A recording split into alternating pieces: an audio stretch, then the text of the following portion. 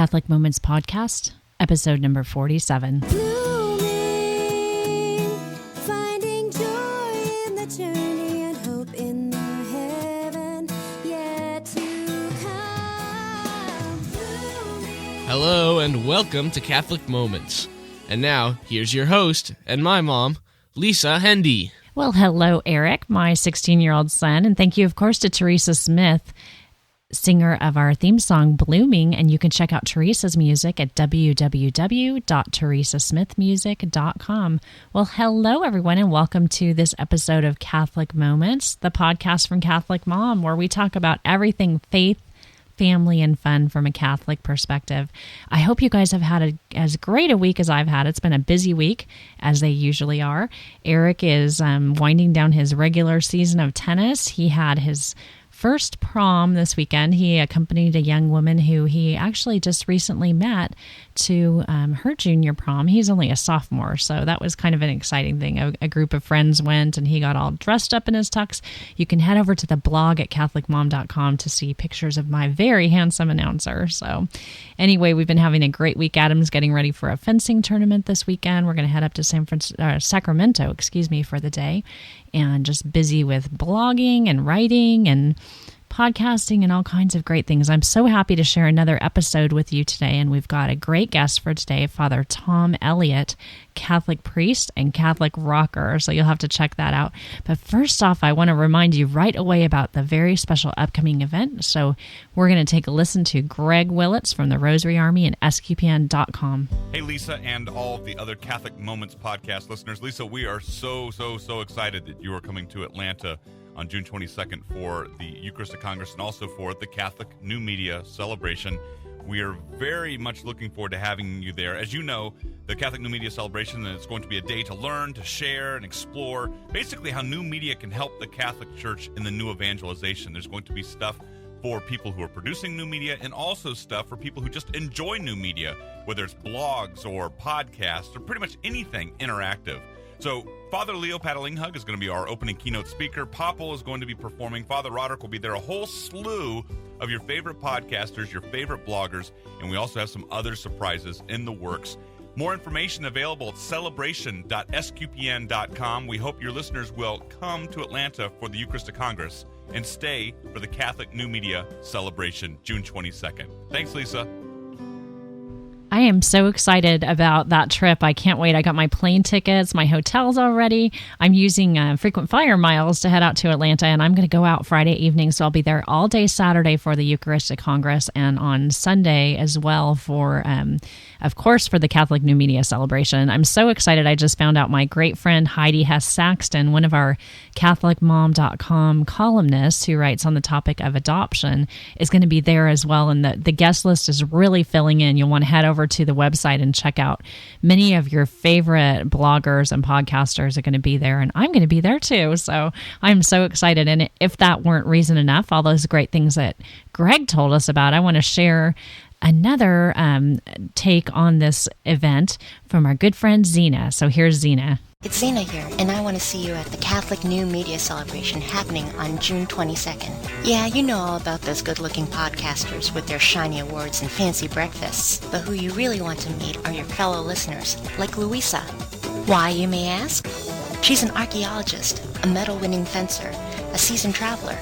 But wait, there's more. She's a scuba diver, a tall ship sailor, a historical war reenactor, a cookie decorator. And did I mention she's an archaeologist? How cool is that? Meet Louisa and other cool listeners on June 22nd for the Catholic New Media Celebration. For more information, visit celebration.sqpn.com. Well, that sound from Zena, it just cracks me up to listen to it. It actually is the sound from a video commercial that she created for the celebration. And you have got to check out the video. I've got it posted on the blog at Catholic Mom Moments, and I'll also post it at CatholicMoments.com. Absolutely great work, Zena. I am so excited to meet Louisa and everybody else, all my Facebook friends, all you guys on Twitter. I'm so thrilled that we're going to be able to get together and meet in person. I know it's going to be a wonderful event, and I hope that you will consider heading over to celebration.sqpn.com and taking the plunge. Dive in with us. We're going to have a great time. My guest on today's Catholic Moments podcast is Father Tom Elliott, pastor of Christ the King Catholic Church and a wonderfully accomplished Catholic musician. Hi, Father Tom. How are you today? Hello, good, thank you. Thank you so much for being my guest and for taking time out of your busy parish life to share with us a little bit more about the ministry that you have. Why don't you first start off by telling our listeners just a little bit more about yourself and your background? Well, I was born in Illinois, but we moved to Springdale, Arkansas when I was 4. So I grew up here in Arkansas in the Diocese of Little Rock, graduated from Springdale High, and when I graduated, I had narrowed my vocational choice down to priest, psychologist, or rock star. And and you got 2 out of the 3, actually probably 3 out of the 3. Well, I think that's probably a big reason why I ended up going into seminary, because I started thinking, wait a minute, I might be able to blend a few of these things together. And so I went off to college seminary and got a degree in psychology, and then went to graduate seminary down at Notre Dame in New Orleans, and got ordained in 1999 for the Diocese of Little Rock, and have been at several churches throughout the state of Arkansas, and for the last 4 years have been at Christ the King in Fort Smith. Wow. Well, congratulations, and thank you so much for your commitment to your vocation. We need our priests like you, so that's a wonderful story. Now, how did the CD ministry come about? I know you're on your 3rd CD here with Rock of Souls. Mm-hmm. What prompted you to go ahead and start getting into the recording of the music? Really, it was in college. During high school, I had done just a little bit of writing, really parodies on songs, just to make people laugh and have fun with friends. And as I got into college seminary, I started writing a little bit more serious stuff. I was learning theology and in spiritual direction and prayer, and as I started writing this stuff, I thought, well, it'd be fun to record some of this stuff. So I actually started recording on a tape deck that my parents had. And from there, it just continued to develop, and after I got ordained in 99, someone mentioned to me that home computers can actually record, and so I began looking into that and recorded my first CD. And that CD was From Sunrise to Sunset? That's right. And then the next one was called Hope Beyond All Hope. And tell us a little bit more about the second CD. The second one, I had added a little bit better equipment, so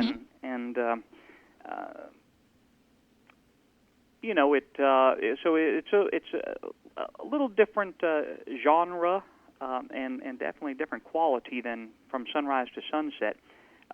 But it focused on the whole theme of hope. Pope John Paul II at that time was talking a tremendous amount about hope. It was around the time of the millennium, and the songs were very much born out of ministry that I was doing with people just as a priest as well. So the songs had a flavor of things that people go through, in a very general sort of way. Now, if hope is the theme of that one, I think that you're channeling your inner rock star here with the third CD, Rock of Souls, which was that was released in 2007. Is that correct? Let's see. That's right, 2007. And tell us a little bit more about the recording of this CD. And it's very highly produced, obviously done in a studio and everything. Yes, obviously, it's another step beyond the Hope Beyond All Hope CD, as I got a lot more instrumentalist and vocalist involved in the process. We used a professional sound studio here in Fort Smith, Omega Sound, and they just did a phenomenal job, and we're actually able to do some things with it that I attempted to do on the previous 2 CDs, but because of my hearing disability, could not do. But they could do that in the studio.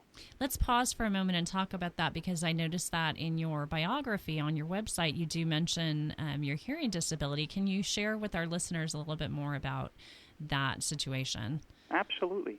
When I was in 6th grade, I suddenly lost 85% of the hearing in my right ear. And the doctors could not figure out what in the world had caused it, and told me just to move on with life. And so I did. What it ended up doing, because it's a bit connected to my vocation, is it got me very involved in my faith. as I really turned to God for answers and for healing. Then my first year of college seminary, just months after I had gotten there, I instantaneously lost 65% of the hearing in my left ear. Oh, my goodness. You know, I woke up in the morning, and my ear felt a little funny, and by 2 o'clock in the afternoon, I was almost completely deaf. And at that point, you know, I got to see a specialist in audiology, and they still don't have a concrete answer. They think it might be some sort of birth defect that just acted up late in life. So do you wear hearing devices at this point to assist you with hearing? I do, and I've been so blessed because a company out of Minnesota, Starkey, has generously donated the last 2 sets of hearing aids that I have. So I'm wearing about $10,000 worth of equipment in my ears to help me with my ministry, and that was extremely generous of them. And, you know, they did it simply because they wanted me to be able to do ministry. I mean, it's hard enough, like in a confessional, when people are already trying to disguise their voices and already talking very softly. It can be a little difficult to make out what in the world they're saying. It's interesting to me that somebody with a hearing disability would then grow up to not only have the priestly vocation, but also to play music. And have you found that has made you more sensitive as a musician? It's made me very grateful as a musician. You know, I already had a deep love for music before I lost the hearing in the right ear or the left ear. But it makes me extremely grateful. I mean, I can't understand how it's possible for me to be able to hear pitch. And there are some difficulties, like when I'm in the studio recording, it has to be set up, you know, pretty precisely for me to be able to hear what it is that I need to hear, and it can make live performances extremely difficult where there's a lot of echo and reverb. But the fact that I can even hear pitch and pitch problems amazes me.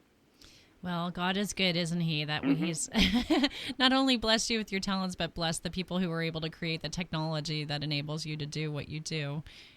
Getting back to the CD for a minute, I'm so one of the things I really remarked on with it was how diverse the CD project is, and that you've got some, you know, very ballad types of songs all the way to, you know, songs that are, you know, featuring blues, harmonica, and rap, and all kinds of things. So it's really diverse. What would you say is your favorite song on the CD? God Needs a Hero. Okay, and why is that? I love the melody to it. I love the message to it. The way it came together was just absolutely beautiful. And with the different songs where you include other voices, how did you go about inviting others to participate with you on the CD? Some of it had to do with the focus of the song. Originally, that CD was part of a 2-CD set that I planned to release at the same time, and one was more of a Christian rock, the other was more of a praise and worship. Halfway through putting the project together, things seemed to be moving in a different direction, and with the help of some of my staff here at Christ the King, we decided to try to put together this Rock of Souls CD and focus it a little bit more toward children, youth, and educating them about their faith. So that began to change, you know, some of the tone of the songs and the flavor of that whole CD. So on some of the songs where we specifically wanted more of a kid's sound, then I just put out advertisement, basically inviting any of the kids that wanted to be involved on some of the songs that maybe were a little bit more of a pop and rock feel. Right. I used local high school and college kids that are involved in music and singing to be involved in that, and some of the ones that, you know, were geared a little bit more toward adults. I pooled from some of the various people involved in choirs throughout the Fort Smith River Valley, and all of them were extremely generous to participate in it, and we had a lot of fun. It's really a community project then, and I noticed that the songs are all sponsored by different families as well. Yeah, that was something that we decided to do with this particular CD just because we had all of those production costs in the studio. And so to help pay for that, we asked people to sponsor different songs, and people responded very generously to do that. Well, it's a great project, and you can check out the CD at Father Tom's website, which is www.fatherT.com. And one of the things that you'll find there are some great videos that accompany the songs to let you know more about sort of what went into the composition of that song or how it came about. And what gave you the idea to make those videos?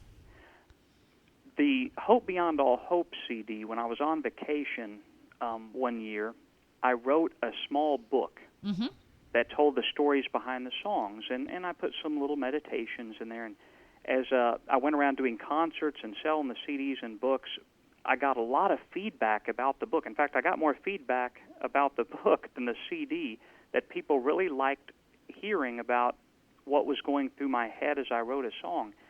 And so with this one, I decided, well, instead of writing the book, which seemed awful time-consuming, maybe I could just set up a video camera and videotape my explanation of what went into the song and why I wrote it and what it means. And it was much quicker than trying to write a whole book and get it printed. And now with the internet technology being the way it is, people can get on there at any time and just check out song by song, kind of what's the motivation behind the song. Now, one of the other areas that I did want to ask you to talk a little bit more about is the retreat ministry that you have and the work that you do in going around and performing and leading worship in other parishes besides your own. Can you tell us a little bit more about that aspect of your vocation? Absolutely. Different churches oftentimes want to have like days of recollection or little missions or retreats, and I love doing that type of stuff. So usually if someone calls and if it's possible to get it into my calendar, then I do it. I was very blessed that the Diocese of Little Rock sent me to a program sponsored by the Institute for Priestly Formation on spiritual direction and retreat direction. Oh, that's great. It was phenomenal.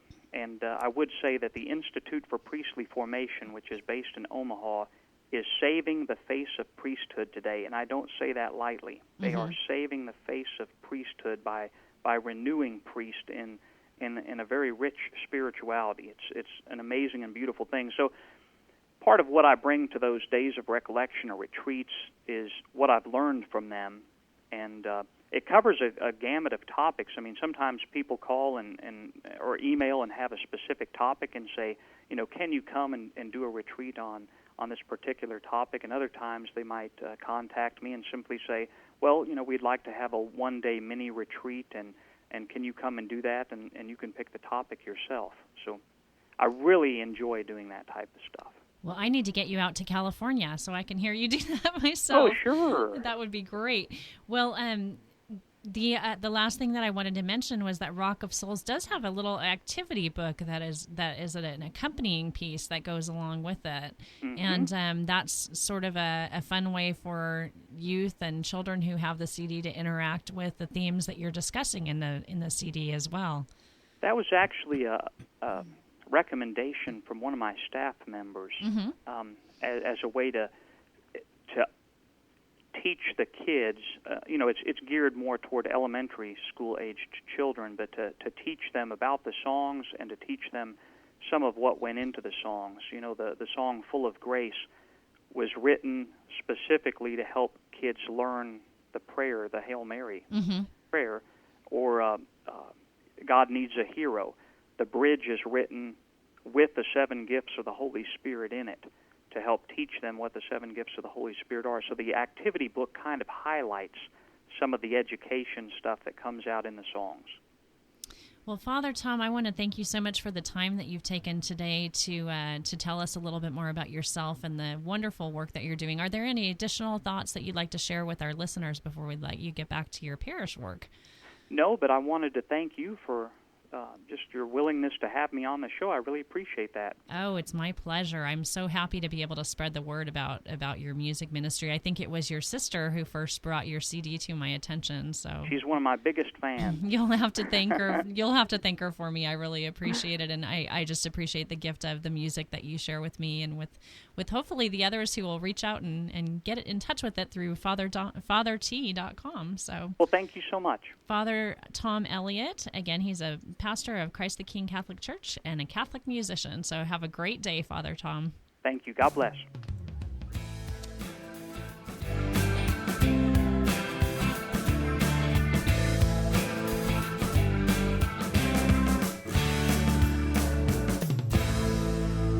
Next up, we've got another of our wonderful Catholic deacon moments with our favorite, Deacon Tom Fox.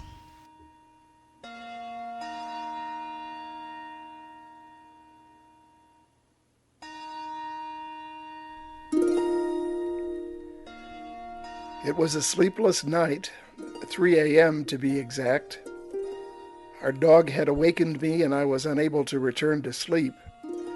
And this will sound odd. My being awake took me to my office, and I started to spend some time with the prologue of John's Gospel. You know the prologue, don't you? In the beginning was the Word, and the Word was made flesh. We hear this scripture read at Masses from time to time, and any time I do hear the prologue, I recall a grave marker in Combermere, Canada. There's a simple cemetery and a white cross that has this legend, Eddie Doherty, all my words for the Word. I'll come back to this shortly. We're all flooded with words these days. I've become pretty hooked on podcasts, and from what I hear, many of you are hooked as well. So many people to spend time with. Dear friend Lisa Hendy is a favorite, and there are others, David and Allison at Catholic Family, and Dr. Paul Camerata on the Satecast. Sadly, we need only look at television or movies of the day to see that there are other kinds of words. These words and themes have become so coarse and cheap that the dignity and beauty inherent in society has suffered greatly. As Catherine Doherty, the wife of Eddie, was wont to say, words are cheap, and people are looking desperately, searching hungrily for words that have taken flesh through being lived by those who utter them. And this brings me back to Catholic Moments and the many other SQPN broadcasts. The people behind these internet broadcasts are disciples with different slants, different approaches, and different talents. But they are giving day-to-day witness to living out the faith that we profess. They're putting Christian flesh on the words they share about marriage experiences, child rearing, vacations, or even new books and movies. In the case of clergy podcasters, they are sharing holiness or theology or history mixed with technology or things as down to earth as running in a marathon. I mentioned the white wooden cross in an unpretentious North Canada graveyard. The person buried there is a former priest and co-founder of Madonna House. His name is Eddie Doherty. In his earlier life, he was a famous newspaper man and journalist. He wrote many books, and his writings have much to say about Jesus, God, fallen and restored humanity, and about nature as another form of God manifesting himself to us. In simple writing style, Eddie has moved me and many others to desire simplicity of relationship with God and His Word. Reminiscent of the Canticle of Daniel, may all things speak to me of God, or said another way, all my words for the Word. Blessings, this is Deacon Tom. Thanks again, Deacon Tom, for another week of inspiration. I absolutely love those deacon moments, and I know you do as well. We're hearing from you that they're one of your favorite parts of the show. And speaking of your feedback, I want to share a couple of voicemails that we received this week. The first of them is from my good friend and singer, Melissa. Hi, Lisa. This is your listening neighbor, Melissa from Sanger. I just wanted to call and tell you I enjoyed your last podcast, and your interview with CNN was really good. I had read about it on your blog and was interested to hear the audio, and I just wanted to tell you that I probably would have been a little intimidated if I was in your shoes being on CNN, and the fast-paced questions that they gave you. I thought both you and the other blogger did a great job with your responses. So I just wanted to let you know that. And I enjoyed the interview you had, and again, the Deacon moments. I thought it was great. So keep up the great work and have a wonderful weekend. Bye. Thanks, Melissa. And you owe me a coffee date, dude. We need to get together. You're so close. Melissa and I live, I would say, maybe 20 minutes away from each other, and we've been emailing, so we're going to have to get together sometime very soon. I think maybe when school gets out, it's a little bit easier to get together for a cup of coffee or something. I'm looking forward to that, Melissa. And thank you so much for calling. You can call us at 206-339-9272, just like my friend Carrie did. And here's Carrie. Hi, Lisa. It's Carrie from your Facebook friend here in Massachusetts, and I was just calling to let you know how much I really love your podcast. And I wanted to let you know something I'm doing here to help promote your podcast and other SQPN podcasts, as well as other Catholic media. I volunteered to be what my parish is calling me, a parish media liaison. And so each week in the bulletin, I write a blurb about a different form of media that is helpful to Catholics to grow in their faith, to learn more about their faith, and get inspired. So you're going to be one of my upcoming featured articles in our bulletin, and I just wanted to let you know. And I'll also be promoting the Catholic New Media Celebration, which I hear you're going to be there, you lucky woman. And I just want to say thank you so much for all you're doing, and I really enjoyed listening to your podcasts.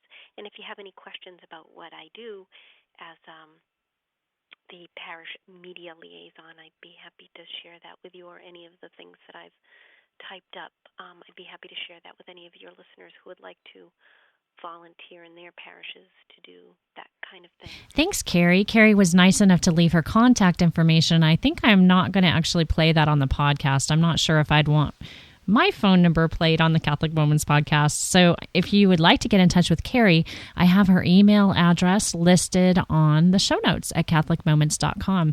And speaking of CatholicMoments.com, that's another place where you can leave me feedback. We got 2 great comments. I'm not sure. Let me think about this. One was left there and the other was left at SQPN.com. And so I want to thank both Delaney and Patrick, who wrote in recently on the blogs to talk about some of our recent interviews. Patrick is actually the host of the Great On the You podcast, and he was complimenting our interview with with Rebecca Christian, last week's interview with filmmaking student Rebecca Christian. And Delaney wrote in to say that she really enjoyed the interview with Regina Doman. So I want to thank both of you guys. If you'd like to get in touch and leave us feedback, there's numerous ways for you to do that. You can reach me again at 206-339-9272, at CatholicMoments.com, at SQPN.com, or just drop me an email to lisa@CatholicMom.com. In the meantime, please connect with me at Facebook and follow me on Twitter, because that's one of the great places where we're posting all the good stuff that's happening in new media, and you can find lots of your favorite SQPN listening friends there online as well. We're going to close out today's show with a song from Father Tom Elliott, today's special guest, and this song is called God Needs a Hero. I hope you enjoy it as much as I did, and I hope you'll check him out at www.fatherT.com. Until next week, everybody, have a great week, and God bless.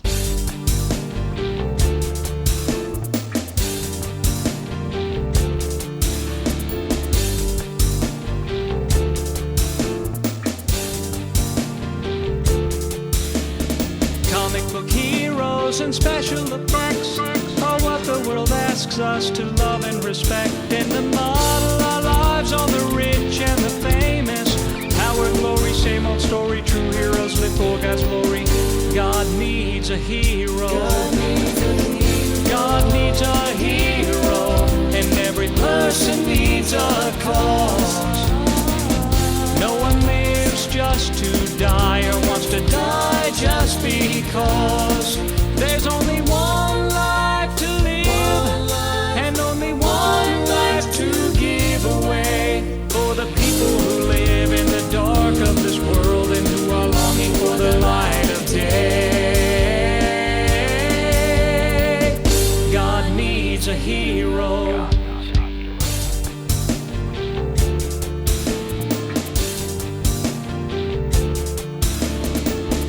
Christian heroes. They bear the name saint. They live to serve others and without complaint spend their lives for God's glory and building His kingdom. Human weakness, Christ-like meekness, active faith, and always speak less. God needs a hero. God needs a hero, and every person needs a cause. No one lives just to die or wants to die just because. There's only one life to live and only one life to give away for the people who live in the dark of this world and who are longing for the light of day. Now is the time for courage, understanding and right judgment, wisdom, knowledge, and wonder and awe, reverence for the Creator of all. Now is the time, 'cause God needs a hero. God needs a hero, and every person needs a cause. No one lives just to die or wants to die just because. There's only one life to live and only one life to give away for the people who live in the dark of this world and who are longing for the light of day. God needs a hero, and every person needs a cause. No one lives just to die or wants to die just because. There's only one life to live and only one life to give away for the people who live in the dark of this world and who are longing for the light of day. God needs a hero. God needs a hero. God needs a hero. God needs a hero. SQPN, leading the way in Catholic new media.